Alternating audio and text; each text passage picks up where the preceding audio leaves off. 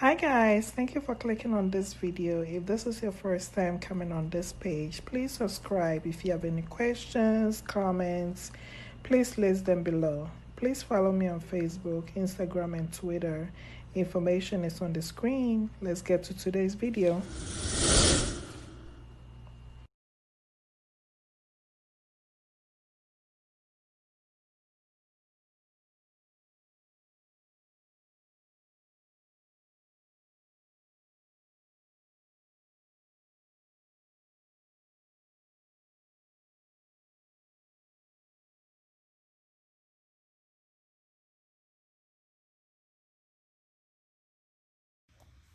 All right, y'all. So let's get to it.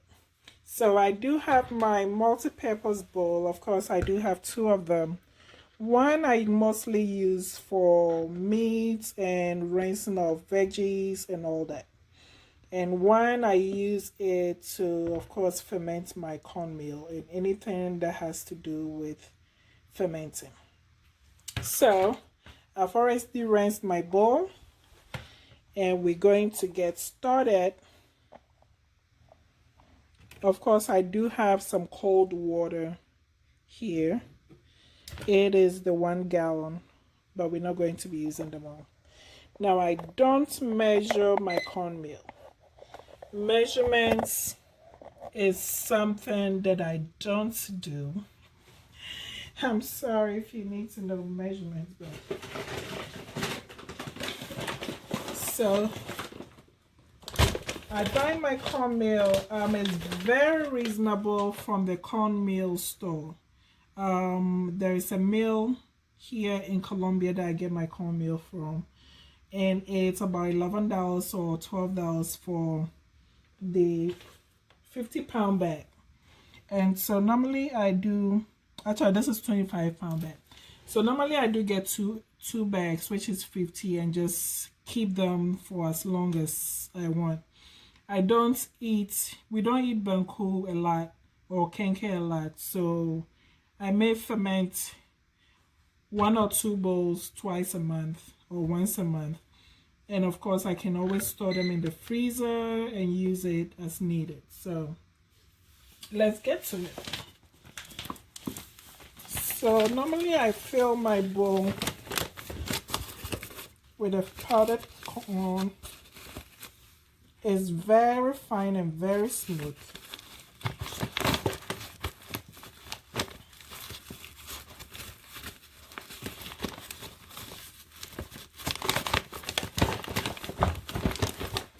As I said, I store it in the freezer if I don't use them all, so I try to ferment as much as I can so I don't have to do it as often as I need to. So this is about halfway the bowl.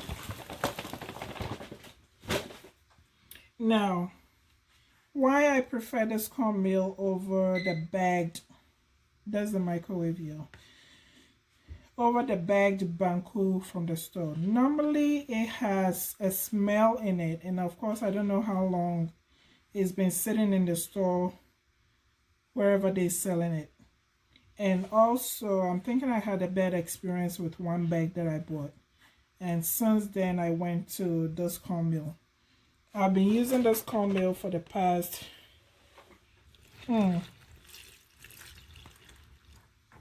maybe 6 years, if not more than that. So I prefer this cornmeal instead of the bag Banku. And it's very light. It's not like the bag Banku from the African store. It has no cassava in it, but it's very soft when it's cooked.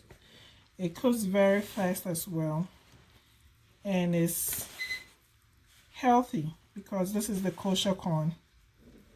So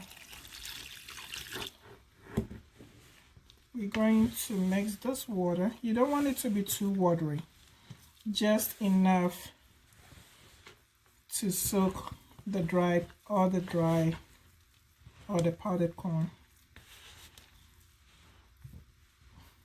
So you have to take your time. Don't just pour the water in it.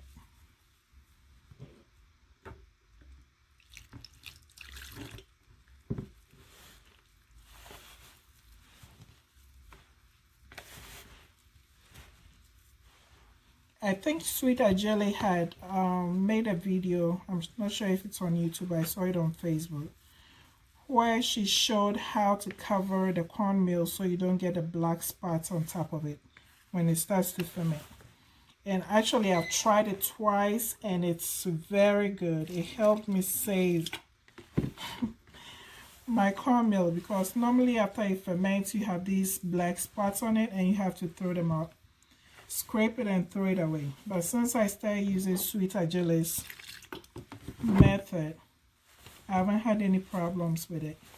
So I'll leave a link of her video below this video here. Of course, she used hers for kenkey. I think her mom had visited from Ghana, so she was showing her how she makes kenkey.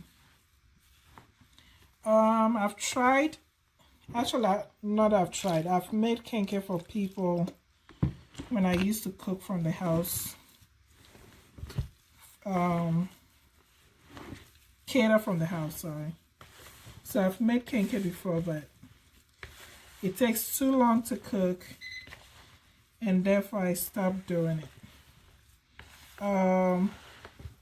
George makes kenkey a lot, and so I'll ask him to do one tutorial and share his video if he doesn't mind, and I can share with you guys how he makes his kenkey. I love kenkey, but I don't think I would like to make any myself. So we still have some dry patches in here, so I'm just going through to make sure I have water in the whole thing.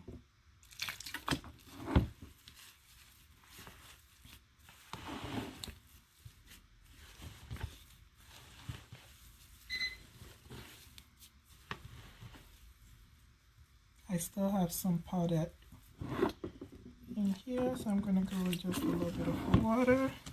Like I said from the beginning, you don't want it to be soaked. You're not making porridge, so you don't want it to be soaked. But at least you want the water to get through to the bottom. Alright. So it looks like I have water everywhere.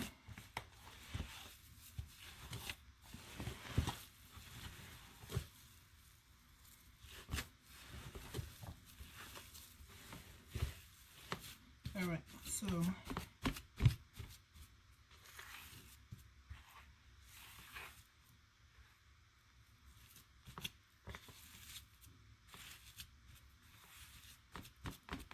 so this is a 1 gallon over here. I filled it up with water, and we used two ounces. So a little over half of it, of the gallon.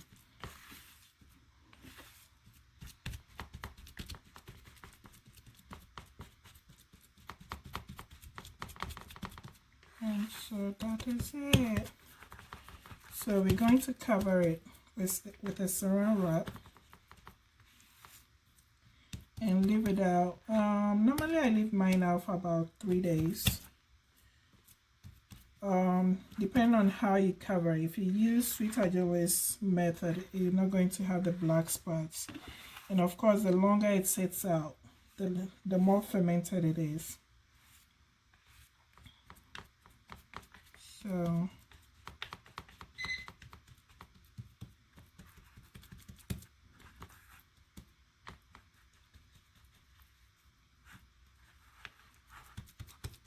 alright, let me rinse my hand and we'll cover it.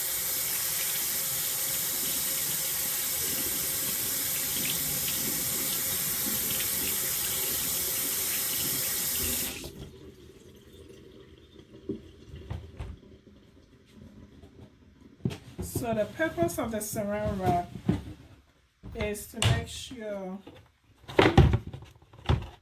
you don't get air going in. So,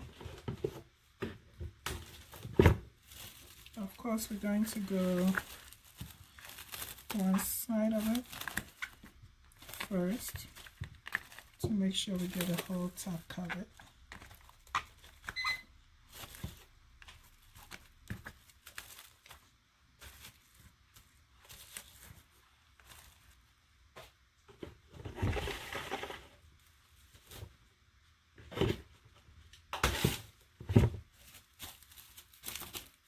And I'll go across.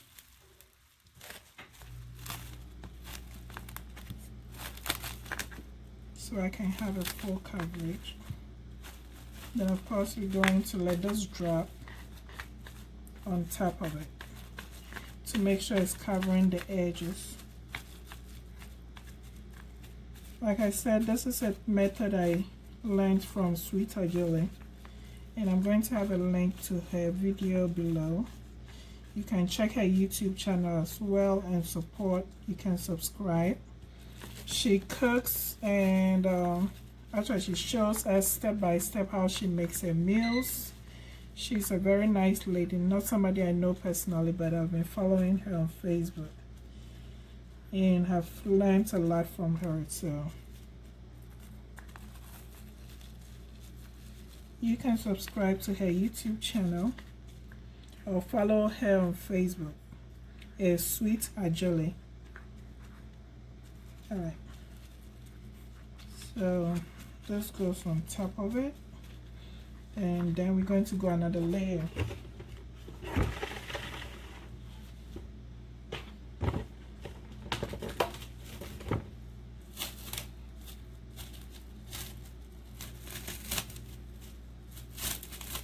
My plastic saran is cutting up, so let's see if it works.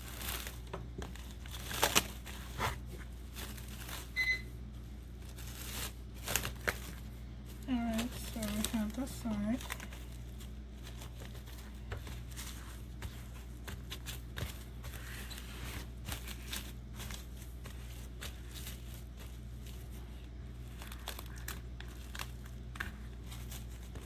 So as you can tell,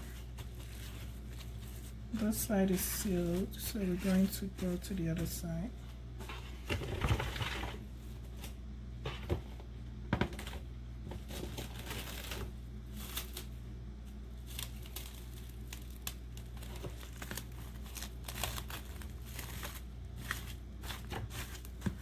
So the whole top is sealed.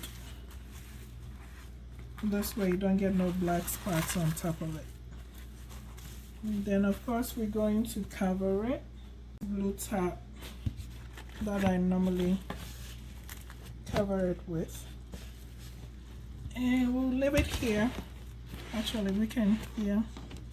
I don't normally use the side of the counter beside the rice cooker, so we can leave this here for the next 3 days. I'll let you guys know, or let you guys see when it ferments. And of course when I make the banku, the top is sealed. When I make the banku, I'll let you guys see how it comes out. We'll see you later.